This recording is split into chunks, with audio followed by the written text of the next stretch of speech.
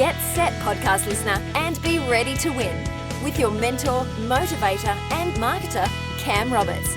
Grow your business and achieve your goals quickly with the latest tips, tools, and tactics on business, success, and marketing. Subscribe now and download your free resources at camroberts.com.au.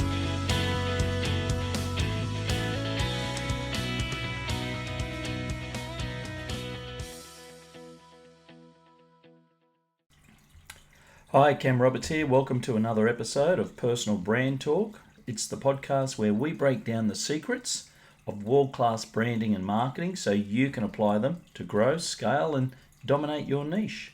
Now today we're talking about a brand that doesn't just sell a product, it sells an identity. What's that brand? Well, it's Red Bull. Now, here's the interesting part. They barely talk about their product, which is their drink. So instead, they've built a whole marketing empire around stunts, sports, and storytelling. So what we're going to unpack today is we're going to break down exactly how Red Bull mastered brand storytelling, and more importantly, how you can apply their strategy to grow your own small business or your own personal brand. Now here's what we'll cover. We're going to talk about the psychology behind Red Bull's marketing. We're going to look at some real life examples of how their story-driven content goes viral. And you're going to get 5 to 7 steps that you can implement today to create your own high-impact brand storytelling. So let's get into it. So let's start off with a big question. Why do people care about Red Bull's content? Because it's not about Red Bull. It's not about them. It's about their audience. Instead of running ads to energy drinks, Red Bull built a multimedia empire around high-performance sports and extreme feats. Now here's an example. There was a space jump by a guy called Felix. Now I can't even pronounce his last name. I think it's Baumgartner. So Felix Baumgartner, space jump in 2012.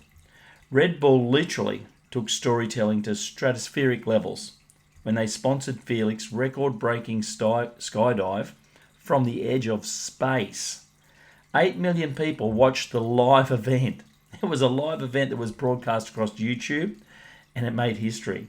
Now, what Red Bull was not selling that day was a drink, but what they had was a captive audience seeing their brand live all across the world. Now, let's look at their Red Bull racing and aeroplane stunts. Now, Red Bull owns teams and competitions rather than just sponsors them. So rather than go out and sponsor sporting events, they create sporting events. So by controlling the narrative, they can control where they put their logo, where they put their brand. Just this morning I was watching a TikTok reel, and it was a snowboarder going over various jumps that had been built in a lake. So there was like 6 jumps not connected, and so as he jumped from one jump to the next, he went over a body of water. Now, each time he made the jump, there was a Red Bull logo positioned in just the right spot for the camera, which was a drone following him as he went through these multiple jumps across these multiple lakes. So they got to control the narrative and create that long-term brand effect and exposure instead of just having a sponsored event like you see at the football or soccer, where the brand is just like a logo on the side of the field. But in Red Bull's case, they control the whole narrative. So they own a Red Bull media house, and that's what you should do. Even on a micro level, you should own a media house. Control your own narrative across social media, email, website, LinkedIn, TikTok, Reels, podcast. Control your own narrative. So Red Bull runs this at full scale, omni-channel, get their media all across the internet. And they produce high quality films, documentary and sports coverage that's entertaining. So they have that entertainment factor. So they're using one of the 3 E's that I tell people to use: entertainment, education, and empowerment. They are one of the 3 E's that you should have in your content. Now in Red Bull's case, they go after the entertainment factor. The YouTube channel alone has 11.5 million subscribers, proving that people want entertainment and not ads. So what's their secret? Well, they create stories that people want to watch, share, and remember. So let's look at how you can apply that in your business. How can small businesses and personal brand use storytelling like Red Bull? You don't need to be a Red Bull or a Red Bull budget or have a Red Bull budget to tell stories that grab attention. Here's how you can apply the Red Bull strategy on a micro level in your own business or personal brand. Number one, define your brand's big idea. Red Bull's big idea is pushing limits of human performance. But what's your brand's core performance? What's your brand's core belief? Are you about helping businesses grow faster? Are you about empowering people to master their craft? Your brand story starts with that one big idea that resonates with your audience. Step 2, make your customers the hero. So Red Bull isn't the hero in their stories. They're not the hero in their narrative, right? Their hero is the athletes and the adventurers that those people are in. So how can you make your clients or your customers or your audience the hero of your story? Well, you can share customer success stories. You can show your product in action. You can showcase your audience winning because of what you offer. You can highlight real-world transformations. So in the same way that Red Bull uses that narrative to feature high-performance athletes performing stunts, you can do the same thing at a micro level. You can show that your high-performance athletes, who are your customers and clients, performing their own high-performance stunts at a micro level with their wins in their business or their wins in their craft or their wins on their fitness or their wins with their finances or the wins with their trading, right? Whatever it is, you can do exactly the same thing as what Red Bull is doing, but at a micro level. So let's move on to step 3. Create shareable, story-driven content. Now, don't just post buy my product content and hope people buy it and hope people book in for a consult with you or buy your product or service. It's not going to happen. So here's some ideas to inspire you to get the content juices going. So number 1, show a behind the scenes of what you do on a daily life. So what do you do behind the scenes? How do you create your content? What's your business do behind the scenes? Give people a tour of your business, of what goes on behind the scenes, how you put things together. If you're a trading company, how do you do the trades? How do you find the trades? Who do you look for in your inspiration of trading? If you have a look at, if you're in the investment space or real estate, that's a great product to walk around. If you're in e-commerce, how do you unpack your products? Can you go behind the scenes and show the orders coming in and things being packed? All of those sorts of visual storytelling using short videos, reels and carousels are very effective for showing people how to tell a story and not how to buy my product. Because people will buy your product because stories sell, right? And that's the important part of all of this.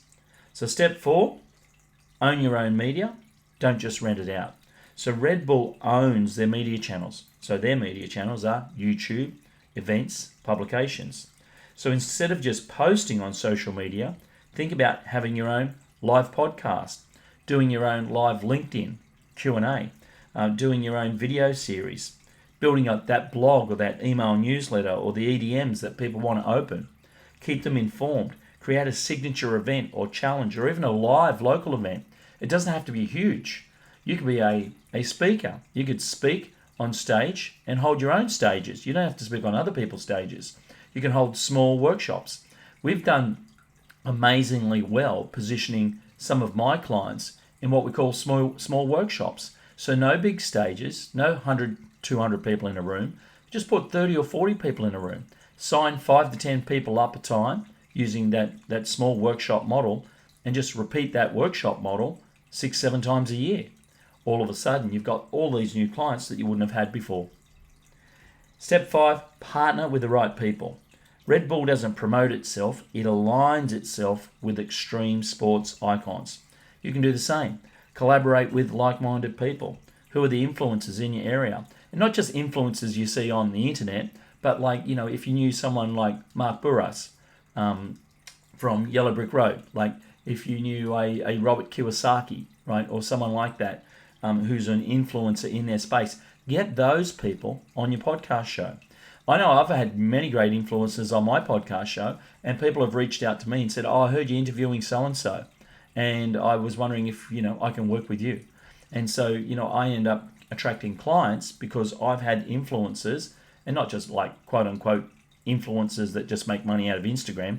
I'm talking about real people who run real businesses, who influence people just because of what they do with their business.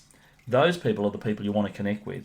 So get featured on other people's podcasts, write blogs for other people's websites, be on industry-specific expos and platforms, and wherever you can put your brand next to trusted names in your space, do that, because that's going to make a major difference in what you do. Step 6, build anticipation with campaigns. So Red Bull hypes up events and releases epic teasers before big launches. You should be doing the same. So how can you build anticipation? Well, you can run launch challenges. So run a little challenge, like a little 7-day challenge or 14-day challenge that kind of gives a little bit of a behind the curtain sneak peek, but still solves a problem for people.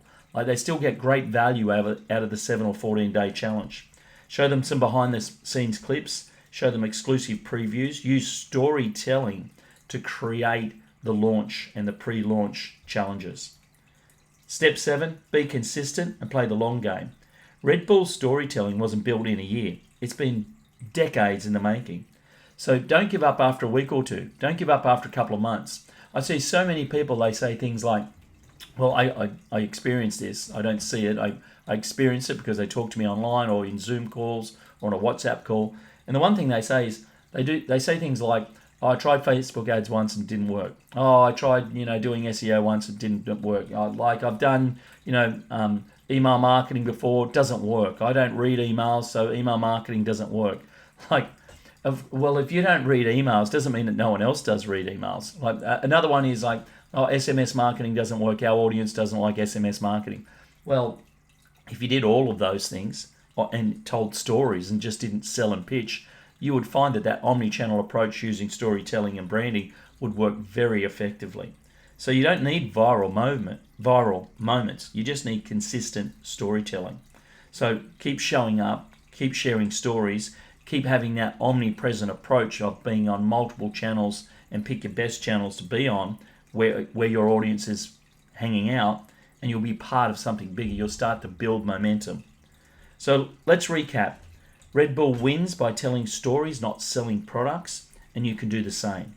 So by defining your brand's big idea, making your audience the hero, creating engaging, shareable content, owning your media instead of renting attention, partnering with the right people, building anticipation with campaigns, and staying consistent with long-term growth. So now it's your turn. What's one way you're going to level up your brand storytelling this week? Drop me a comment or DM. I'd love to hear it. And to find out more about how I can help you, go to camroberts.com.au, or for further podcast episodes, just check out camroberts.com.au/podcast, or go to Spotify or Apple, wherever you're listening to, and just type in Personal Brand Talk, Cam Roberts, and you'll see the episodes. Until next time, this is Cam Roberts, signing out.